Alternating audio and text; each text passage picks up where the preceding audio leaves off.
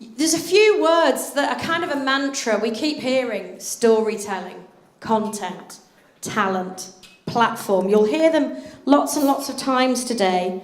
And what we're going to do is, our next panel is about that, because what stories really can do is promote empathy. And so the next panel is called Telling Tales, the Art of Empathy. And now we're all set up. Are we all set up? Yeah, I think so. Now we're all set up. I'd like to hand over to the chair of this panel.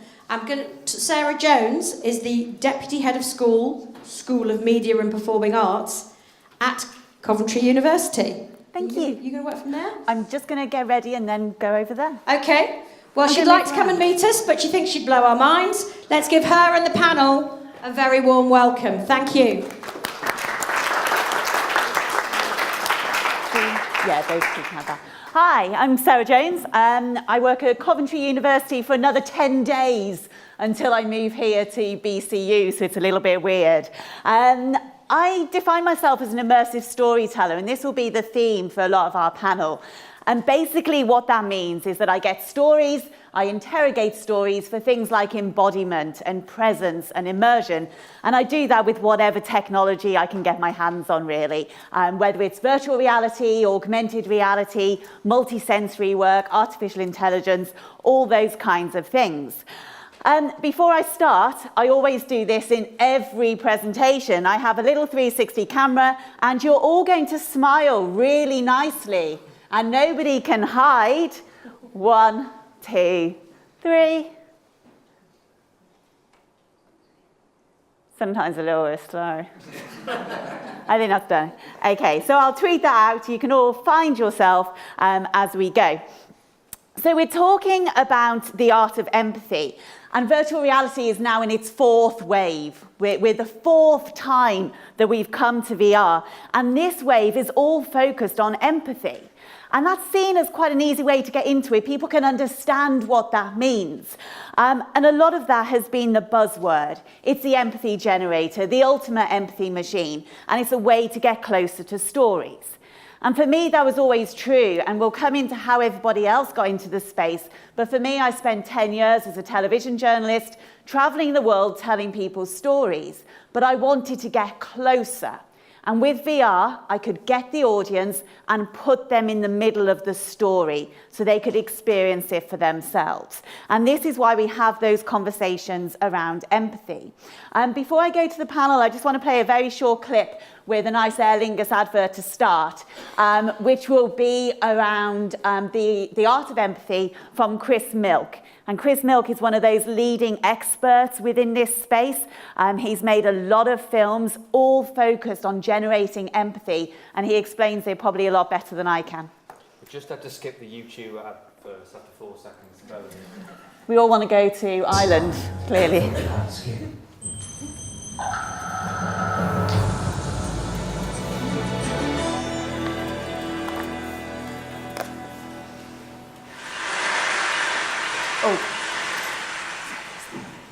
When I was a kid, I experienced something so powerful, I spent the rest of my life searching for it, but in all the wrong places. What I experienced wasn't virtual reality, it was music. And this is where the story begins. That's me, listening to the Beatles' White Album, and the look on my face is a feeling that I've been searching for ever since. Music goes straight to the emotional vein, into your bloodstream, and right into your heart. It deepens every experience. Those.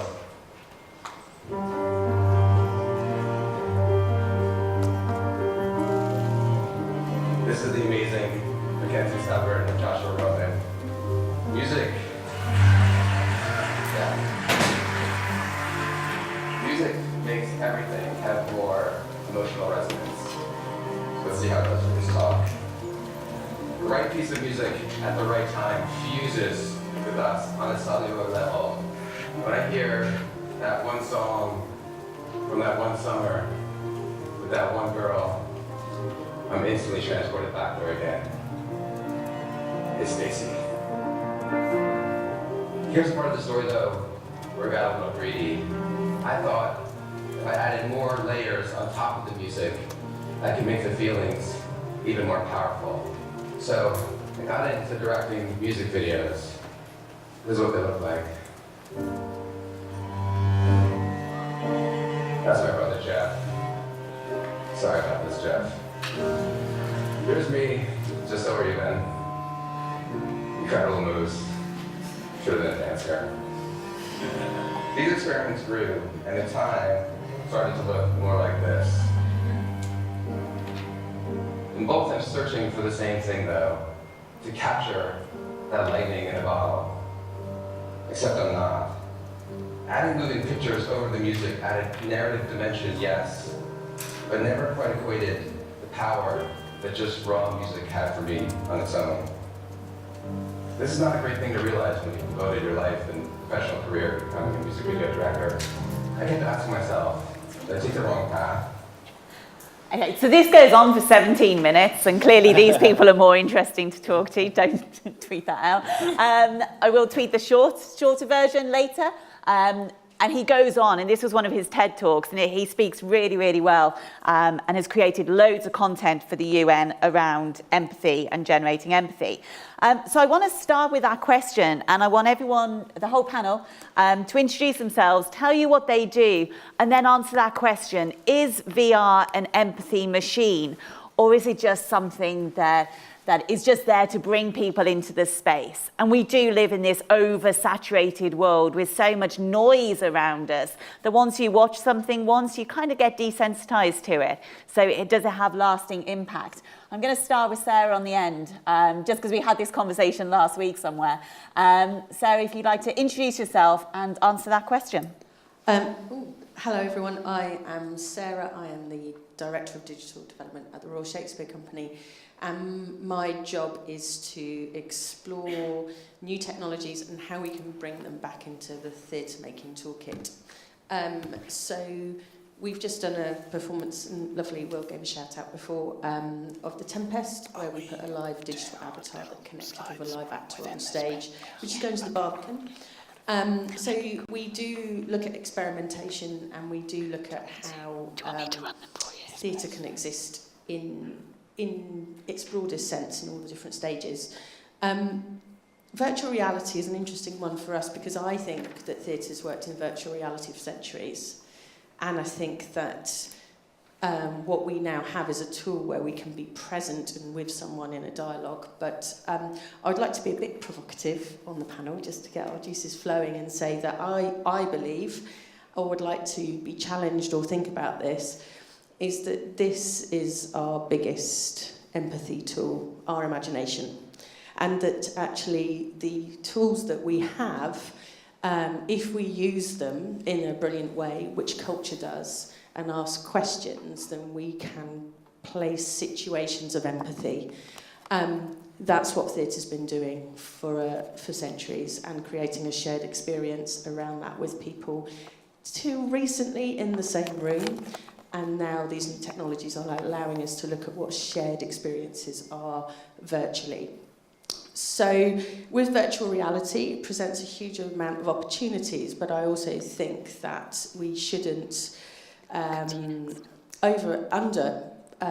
emphasize that when you look at any piece of work that goes out into the world, it's come from a person that wants to share something and share a story. And it's how those stories are crafted and how we hold those spaces. And the internet is the same sort of, how the internet has flourished is through many people feeling a democracy and feeling an opportunity to share what they want to say in a democratic space that is for them. And I think theatre and theatre makers put an argument out there that they want to share and how they hold and curate that space. Being immersed in VR, being able to exist and be present is hugely exciting. And this is what we do with it and how we challenge that and how we don't just do the same thing in this space. And I remember looking at things in cinema and looking at talkies And what I would say is, how can we be different? How can we take this tool, which is really exciting, and do the unexpected and unimaginable things that artists and technologists can do together? And I think that that is the space where we work best. I'll leave it there. Thank you. We're going to move to... There's another one there, yeah. There's slides here as well. I'll just go over here because I kind of want to show you some pictures. Hey, I'm Adham Faramawy. It's really great to be here today. Can we go to this slide? Yep. How do I do it so that I don't have to ask you? Use the clicker and then you press left and right. That way. Great, cool, okay.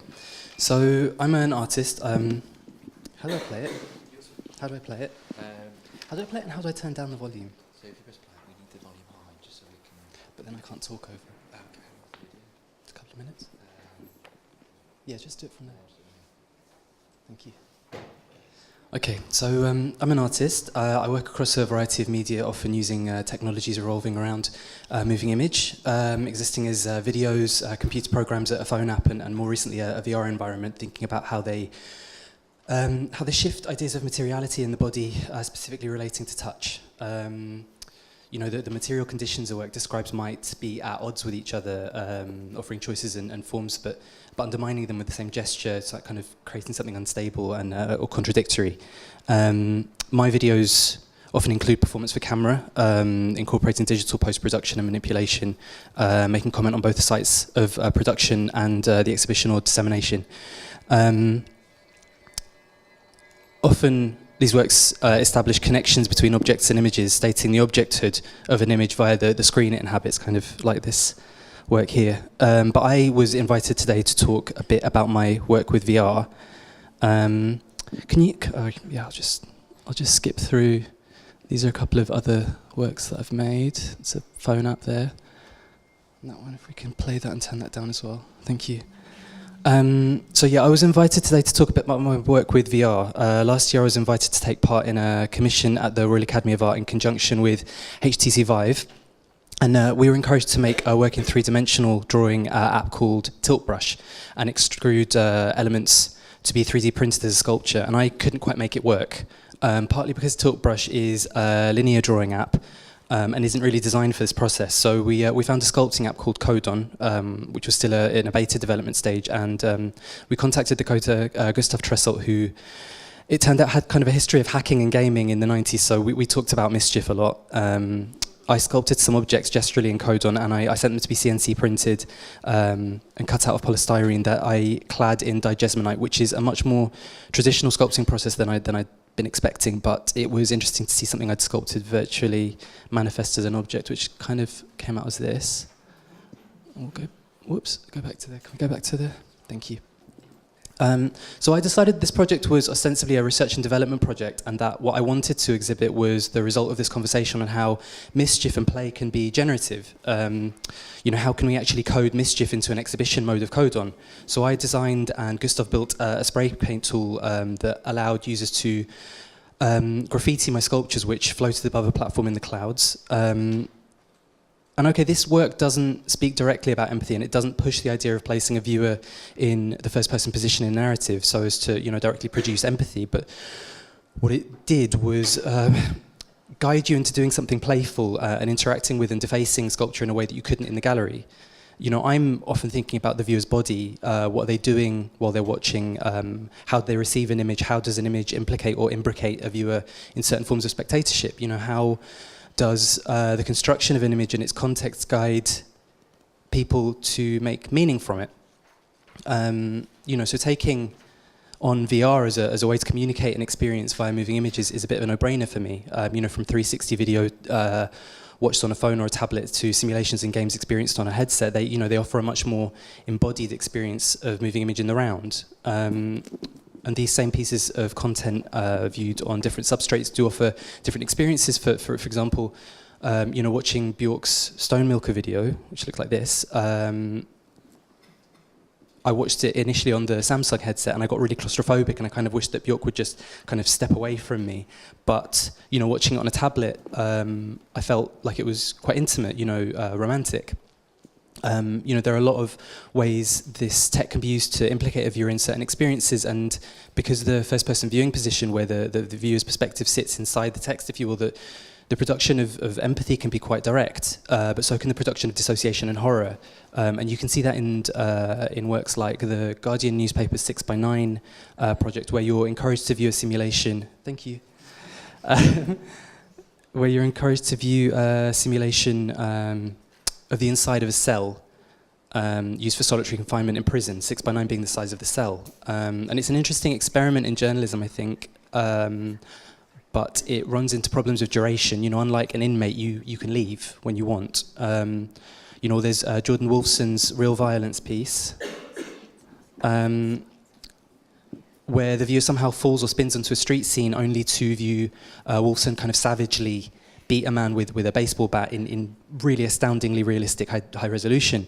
And this work for me, rather than creating empathy, is useful as a counterpoint. For me, it created a dissonance where I was forced into a form of complicity with the attacker, as I couldn't do anything to stop the beating. I was a spectator in an entertainment that foregrounded the presentation of Wolfson's complicated and somewhat repulsive subject position. And let me be very clear, it's not a work that I could possibly enjoy or support. And in fact, having witnessed a similar attack on a street in South London recently, I resented being implicated in this viewing mechanism.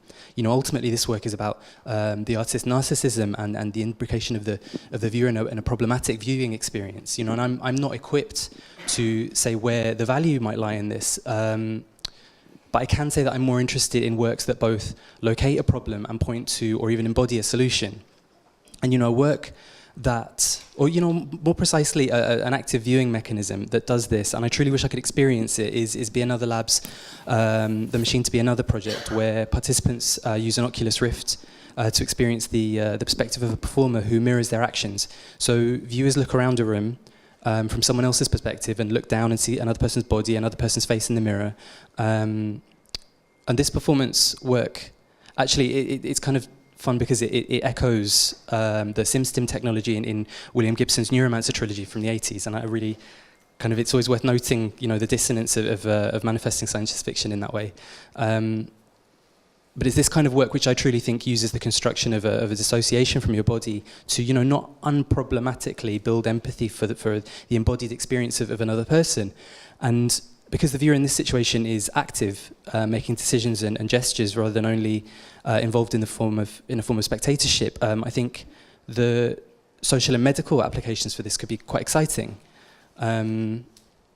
This technique holds its own problems, though. For example, the idea of a body swap with a victim of police violence or a refugee could potentially produce a spectatorship that presents suffering as spectacle and confuses, immersion for empathy.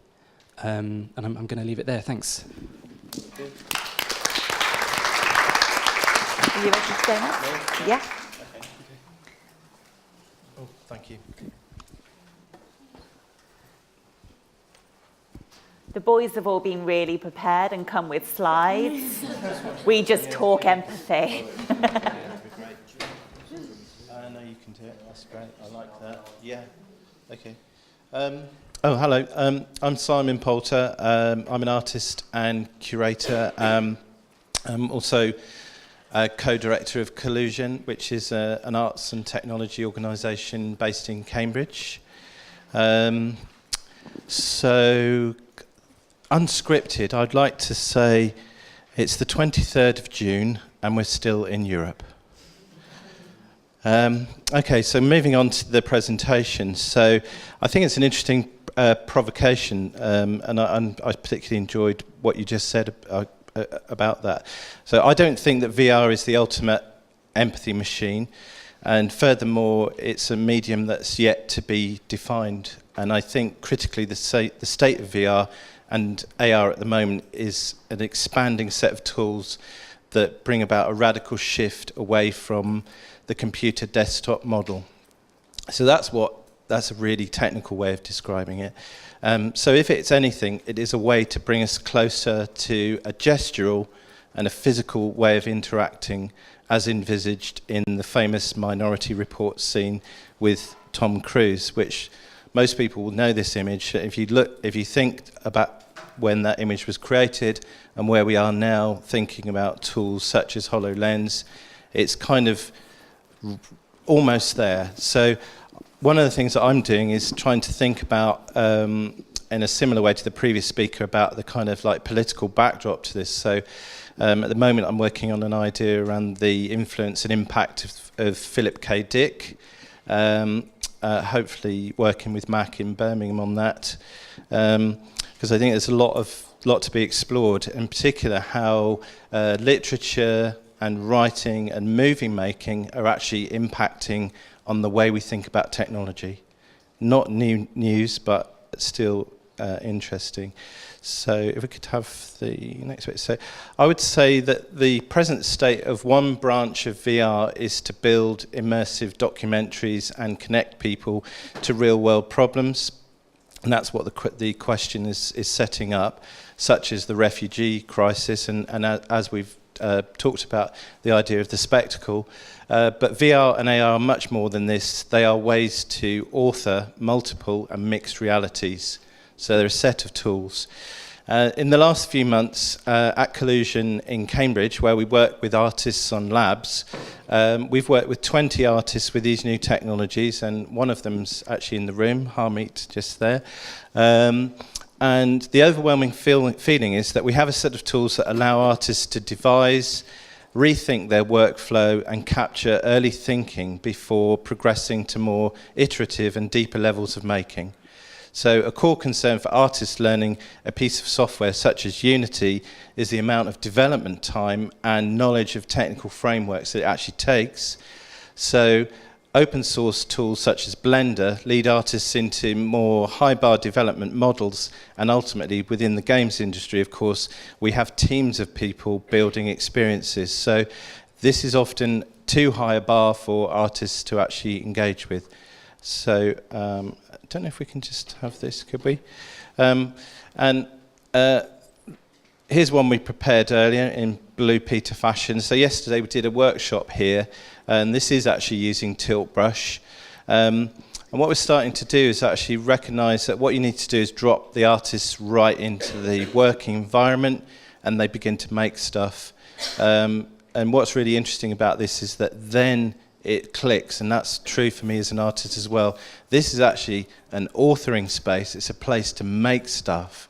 It's not just a place to watch stuff.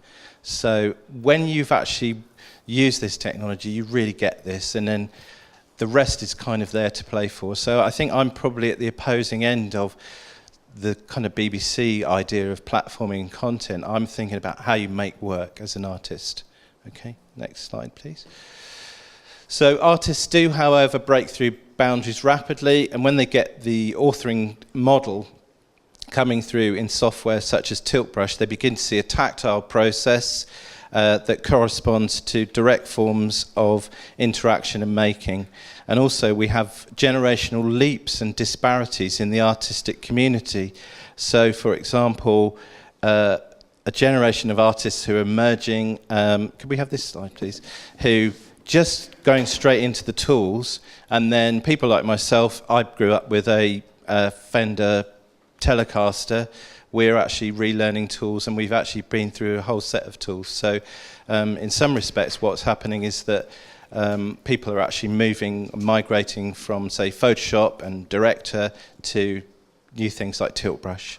So the average person might take 18 months to master the rudiments of 3D programming, but authoring add-ons to Unity, where you can actually be in Unity and make the stuff, these tools enable you to jump right in and make something in an afternoon immersed within the VR itself. So if we look at this image now, which is HoloLens, and then we think about the Tom Cruise image, we're kind of not quite there, are we? Because we've still got a headset.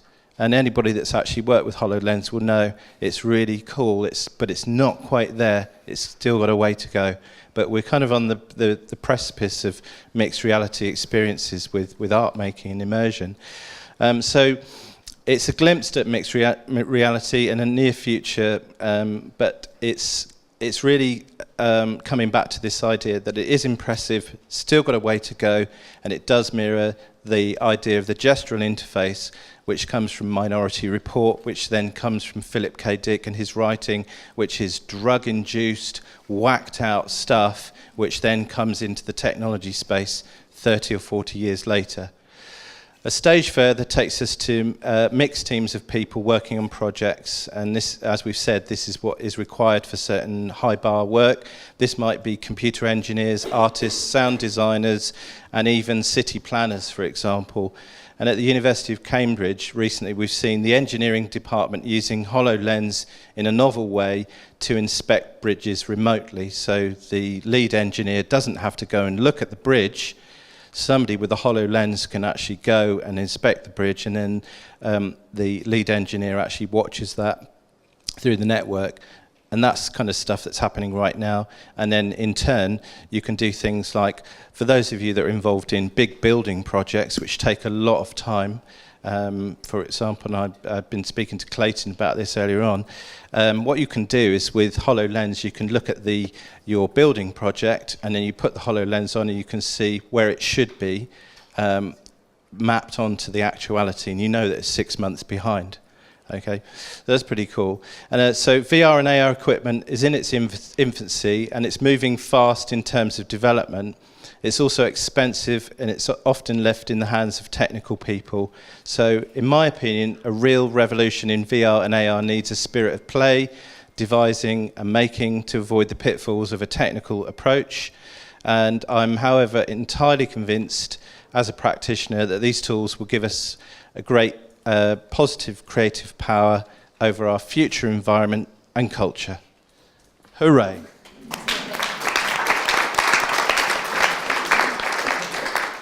Okay, I want to move now to Katherine to talk as well about the work that you've done, and you have done quite a lot of traditional empathy kind of stories, but maybe not necessarily agreeing with all of it.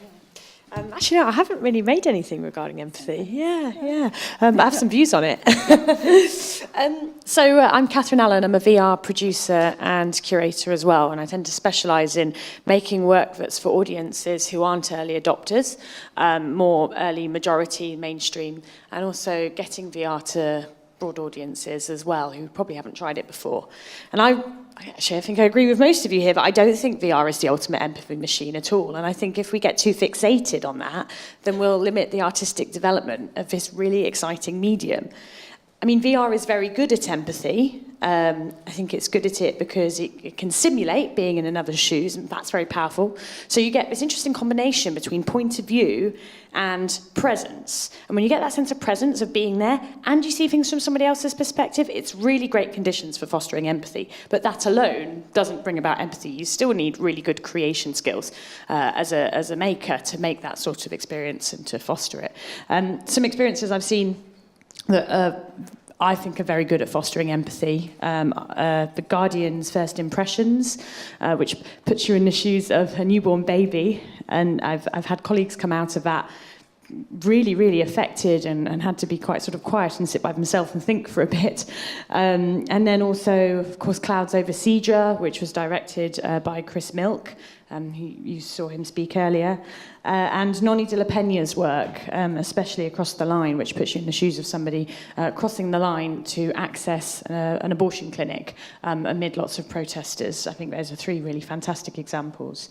But yeah, VR can do lots of other things, and that's what I'm going to argue. But also, other mediums are just as good at empathy. For instance, the moment I kind of came to this realisation was after seeing I, Daniel Blake. I came out of the cinema and I couldn't talk to anyone else. I found it very hard to hold back the tears, and I felt that, what on earth are people on about VR being the ultimate empathy machine? Come on, look at all these other mediums. And back to what Sarah said, it's your brain. Your brain is the empathy machine. So I thought, well, it's not very helpful for me just to say, well, it's not the ultimate empathy machine. I thought it would be helpful for me to then give some idea of what VR is good at. Is there something that defines it? I think its kind of core facet is simulation. So it simulates experience rather than represents it, or at least good VR does that. So say a novel written in the third person, that tends to be a representation. Whereas if you were reading, say, somebody's diaries from a past, that would be a simulation of the experience of knowing them. Thinking of theatre is probably quite a good parallel. You've got end-on proscenium arch theatre. That's usually representative. It's the director saying, this is how I want to present the story. Versus immersive theatre, which is much more experiential and it's much more of a simulation. You feel the emotions much more as if you were there for yourself as part of the story. So I think that this facet of simulation can be flexed to encourage all sorts of responses from the audience. It can be used to foster empathy, of course, but also intimacy. You can live through another's memories. It can transform audiences' moods. It could be a really great educational tool. There is so much more to be explored. And if we get locked on empathy, it's a disservice to our future audience. My background in VR is producing Easterising Voice of a Rebel at the BBC, which is one of the BBC's first VR documentaries, and then exec producing No Small Talk, which was the BBC's first virtual reality talk show, and that was specifically aimed at young women as well. With Easterising Voice of a Rebel, you live through the memories of a rebel in the Easterising and go as if you were not him, but living through his memories through a tape. You go through occupying the GPO, evacuating it, and essentially see most of the rest of the group that he was with die and be shot by the British soldiers. But this piece, I was actually quite anti-empathy here because I think it's quite inappropriate to be empathising with a rebel in Easterising because nowadays that would probably be described as terrorism. It was certainly an act of treason back then, and it's a really sensitive topic.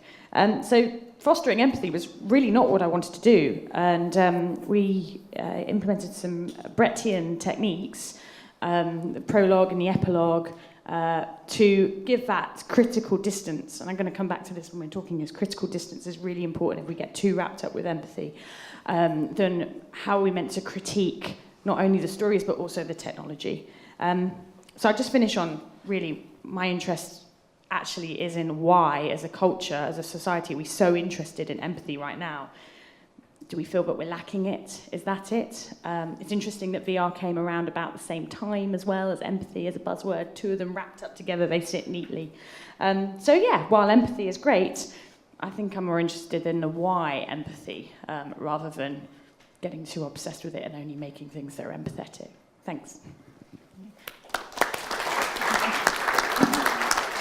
So what we're going to do is change the title of this panel, and it's no longer called The Art of Empathy, because we all agree that VR is not just an empathy machine. What I want to focus on, which draws into those ideas of empathy, is the ethical questions that are raised around this. And both Katherine and Adham picked up on that. Are we too close in a virtual environment as content creators and makers? And Sarah, you might have thoughts on this as well, putting people inside different spaces where they are walking in people's shoes. The issues, or the concept of brain hacking and changing people's minds and perspectives within the space is something of interest to me as well. So from a viewer's perspective, do we have responsibility? Should we be careful of this? What are we doing if VR can help shift perception? Where are the ethics in that? And do you want to start, Adham? Yeah, I mean, it's an odd thing, empathy, or thinking about VR in terms of empathy, because it seems like the reason to produce empathy is to get people to mobilize, to help other people. And should we be relying on empathy as is it more useful to think about how you can be effective, how effective your money can be if you're going to give money to charity, rather than how you're feeling, or how much you can feel about someone. You know, how something can be. You know, how. Oh God, you know, I've got this written down.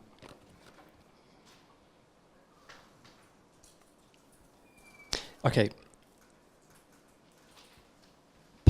If you want to know what someone's feeling, ask them, you know. But if you're going to talk about how useful empathy can be, oh God. I'm sorry. I just said it anyway. Sorry. That's all right. So if we can come to you, with the ideas of putting people in spaces, how do you protect using new technologies, but also existing technologies as well? Well, firstly to say, I think we've always been persuasive in whatever form we've worked in. I mean, if you look at great writing, if you look at great work that's been put out there, it's there to change your opinion, or it's there to challenge your opinion, it's there to challenge your perception, it's there to get you thinking. So those muscles we have used for ages. What VR, I think where the genuine challenge is with VR, or where making work with these new technologies is vulnerable, is the transparency about who you're working with, why you're working with, and advertising, to be quite frank.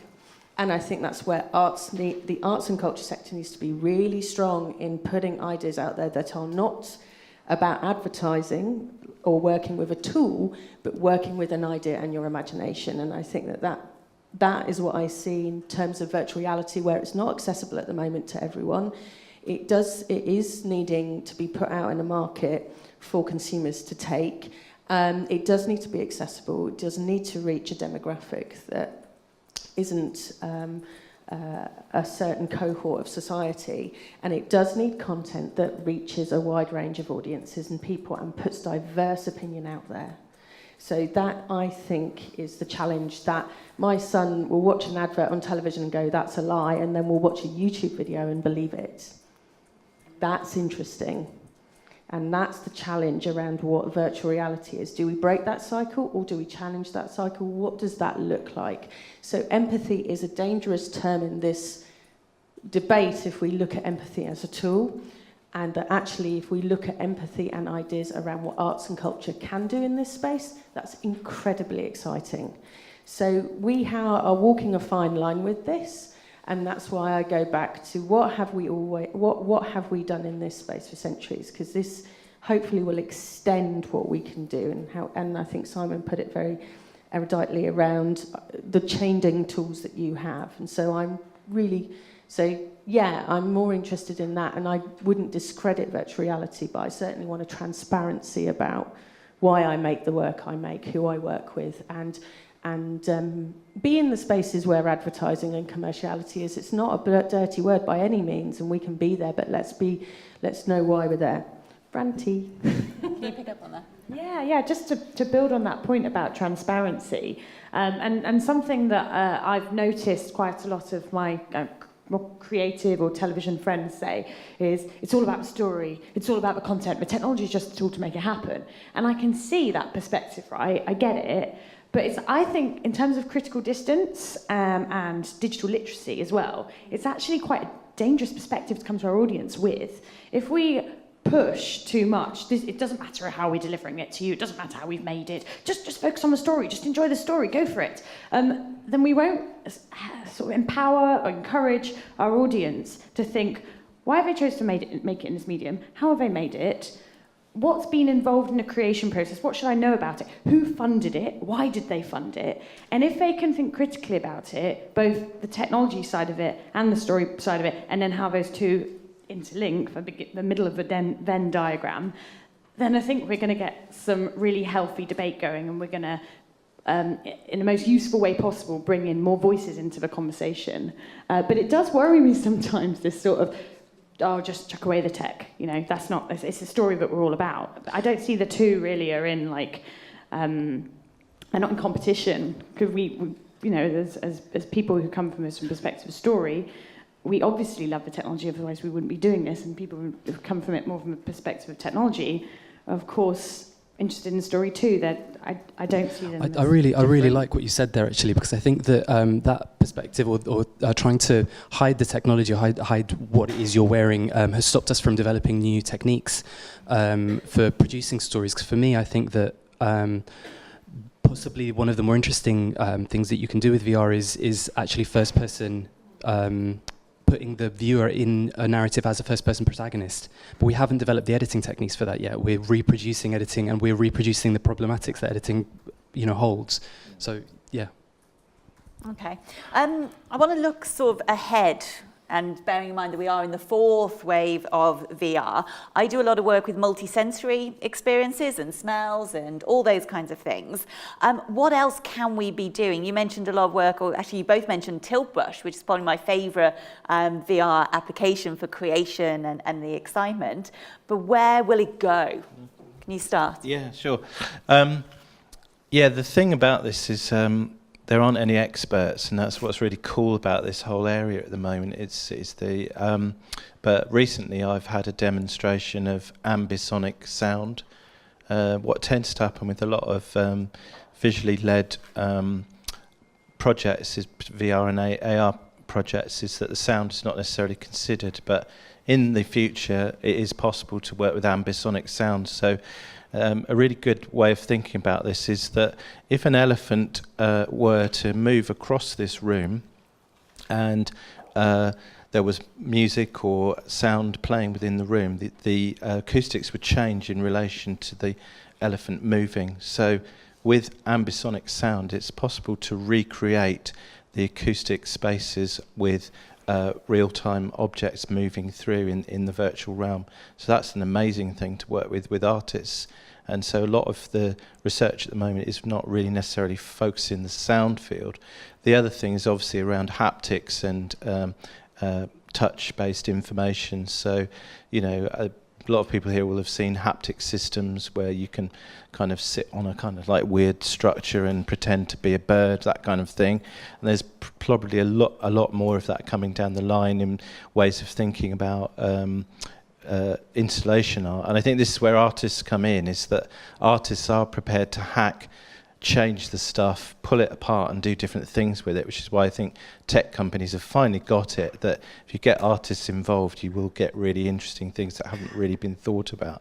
But the only thing I do want to say is a kind of slight caveat, and I think you might have been heading there, is that anybody who spends up to 2 hours non-stop in a VR headset with Tilt Brush, as I have done recently, will know it's a really full-on body experience.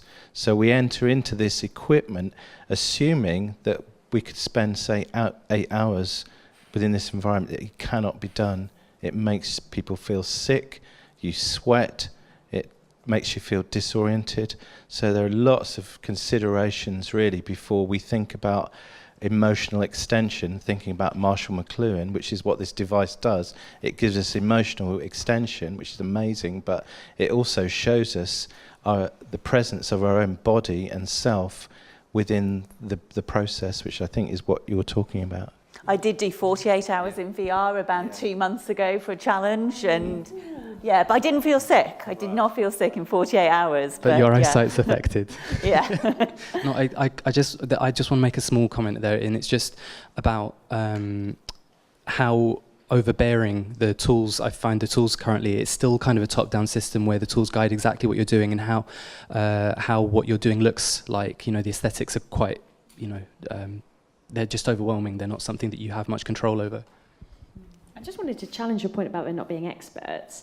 I've been finding it really helpful lately, reading books from the early 90s or reflections on VR's last wave. Was that the last wave of VR? You said there were 4 waves. Yeah. So that kind of early 90s wave, And they have, often the people who are deeply involved back then have this sense of perspective and understanding, which is, as a practitioner, super helpful. So just wanted to throw in a recommendation of a book that I've been reading called Computers as Theatre by Brenda Laurel. And her reflections there, especially if you buy the most recent edition, which she updated a few years ago, she has a whole reflection of that hype cycle of VR that happened in the 90s. And it is incredible. It's like gold dust to read, And the main tip that she gives there for this new wave that's happening is focus on the art for as long as possible, for VR as an art form, for it to develop as something which forms part of our cultural fabric, rather than it being something which is commercialised too quickly. And that's something that if it gets pushed too quickly to be commercialised, then it won't have an incubation space to become sustainable. I just wanted to add a bit of media theory into it, because I know we have some media theorists among us, and Marshall McLuhan famously said that we always look at media through the previous one, And I think that's still a radical way to think about VR and AR, is that we tend to actually think of it through things like television and radio. And that's not a bad thing, but that's how we do work. Okay, I'm conscious that we're standing in the way of coffee. And anyone that knows me knows I need regular coffee. But I do want to open it out to questions for the last 5 minutes. So if anyone has any questions, I know there's coffee waiting, but this is a good group of people to ask questions around art and VR. How far do you think we are from the programs like Black Mirror and Charlie Brooker's kind of imagination? Do you really think that we're in that space? We're right here. And maybe some examples that you've come across. I personally still think it's quite a long way off. People generally don't like sticking big things on their heads. It is still really inaccessible. And we say, you know, Google Cardboard have sent out 10 million headsets, you know, putting VR in the hands of everybody. But, you know, in terms of regular users, people actually sitting down and watching VR content as it should be watched is still quite a long way off.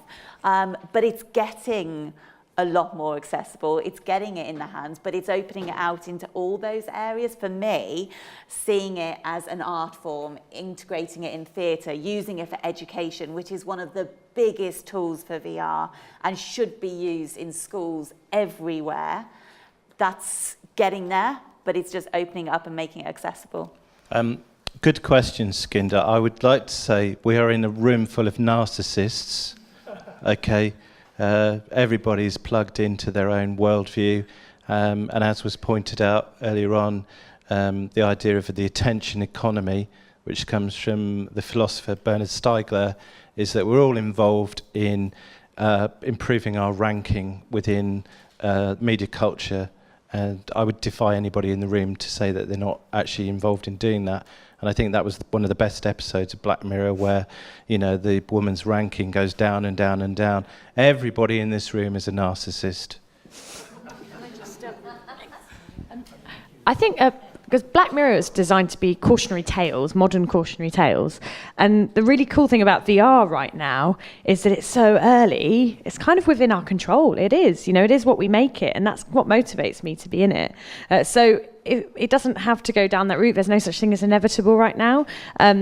We can use the same power, the same technology to do really good things for society. I think an example, Will brought up earlier, the Forever Project, which that you saw the video for it as something similar or maybe linked, a project that I'm aware of, that the Shoah Foundation have done, called New Dimensions in Testimony, where, similar thing, you get to meet Holocaust survivors and interact with them. And there, if you look at that versus the episode of Black Mirror, the recent one, where they people before they die, what's it called? What's the name of that episode? They essentially upload their brains onto servers so that they can die and live in this kind of lovely retirement home forever. That one. San Bernardo, that was it. That episode, that shows us sort of, you know, an interesting, maybe a little bit creepy way it could go, but equally we could use it for really culturally important projects like that Forever Project or New Dimensions in Testimony. I'm really sorry, I think that's all we've got time for. Because because of time, the only thing that, you know, we can't digitally expand. Thank you so much to Sarah, our chair, our panellists, all of you who asked questions. I'm sorry we had to cut them short. If you can hang on there for 2 seconds. Okay, ladies and gentlemen, time takes a cigarette, puts it in her mouth, and so can you. It's time for a break. We're going to break now for coffee, just for... have we made it back? Yeah, till 12 o'clock. We've made it back. Fantastic. Coffee's just outside the lecture theatre, but please can you be back in your seat, ready to start at 12, promptly before we... but before you put on your red shoes and dance the blues, please, can we all take a moment back here at 12, but before that, Can we all take a moment to thank our panel?